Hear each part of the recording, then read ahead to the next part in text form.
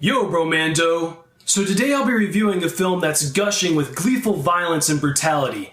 A movie so sick that when it was first released in 1967, the New York Times called it a preposterous glorification of war and sadistic antisocial zeal.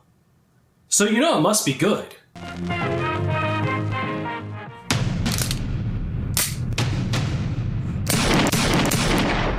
A dirty movie about dirty men reveling in their own dirty love of violence? That's right, cupcakes. The Dirty Dozen is just that. It's a gritty, unapologetic war film about a group of condemned anti-heroes who are given a choice. They can either train for a suicide mission or face the gallows in military prison. And I freaking love it! But perhaps I'm getting ahead of myself. The movie stars a total badass who sometimes goes by the name Lee Marvin in the role of Major Reisman. Reisman is a rebellious officer with a mean streak. The kind of guy who accomplishes his mission by any means possible. I'm not very interested in embroidery, only the results. The first time we see him, he's attending the execution of a private who he helped see convicted, while other inmates jeer at him asking if he enjoyed the show. And that sets the tone for the entire story. From there, Reisman is introduced to the concept of Project Amnesty, and is told he is to handpick 12 soldiers to go behind enemy lines and attack a villa housing German soldiers on the eve of D-Day. Of course, there's a catch.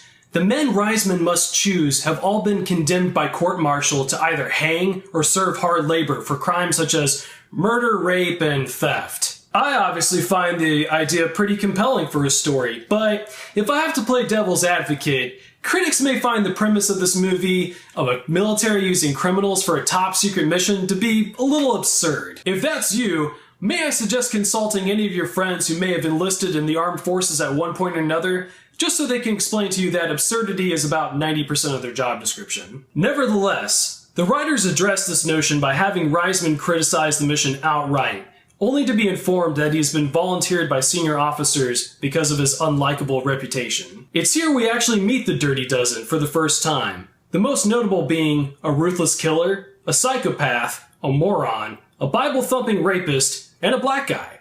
Reisman tells them that their options are simple. Either agree to the mission, stay and face sentencing, or refuse his orders on the battlefield and subsequently have their brains beaten out. So let's just recap so far. We have a group of hardened criminals who are being sent behind enemy lines to assassinate as many officers as they can at a dinner party. Not blow up a bridge, or burn a supply depot, or stop the enemy from redeploying.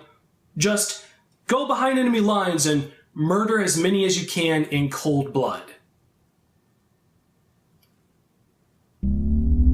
What's brilliant about this movie's script is that instead of taking a dark and somber approach with the plot to match the morally ambiguous story, it's filled with a lot of humorous elements instead, such as when Donald Sutherland's character pretends to be a general inspecting a rival officer's troops, or when the Dozen cheat at a war game to capture the same rival officer's HQ. You're wearing Red Force insignia. That's right. We're traitors. I saw a review that said the film is about a group of misfits who lack camaraderie. I disagree.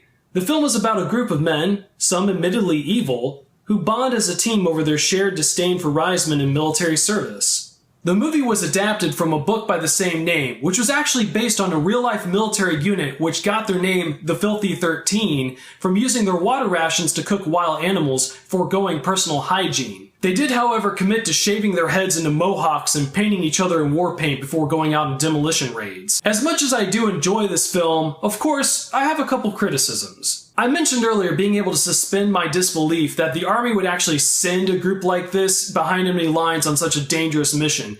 And I can because of the way the script handles it, with one exception, and that being the character played by Telly Savalas, AJ Maggot. I mean, sending a group of murderers to murder the enemy makes sense, right? But would you really include a guy this unhinged? I mean, look at him. He looks like he huffs batshit for breakfast. Maggot predictably turns on them the first chance he gets, but his betrayal doesn't even really compromise the mission. They just sort of shoot him and keep going.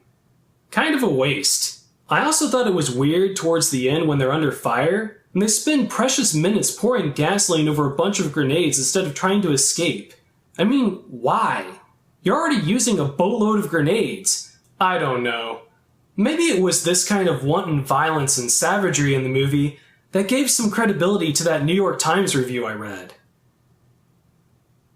Nah.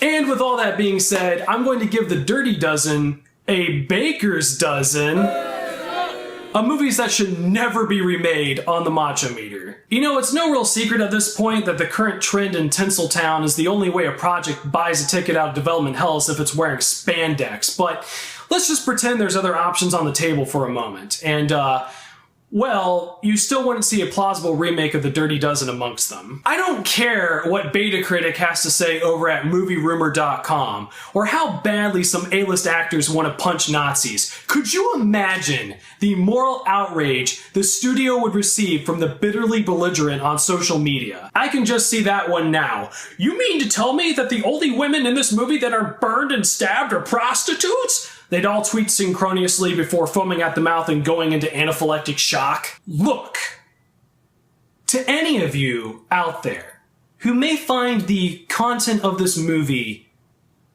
to be a tad edgy, I just want to take a moment here at the end to remind you, it's just a movie. A movie that says if you don't like it, you can see your candy ass to the door. Thanks for watching, Bro Mandos. I'm Thompsonator. I'll see you all again real soon for more action.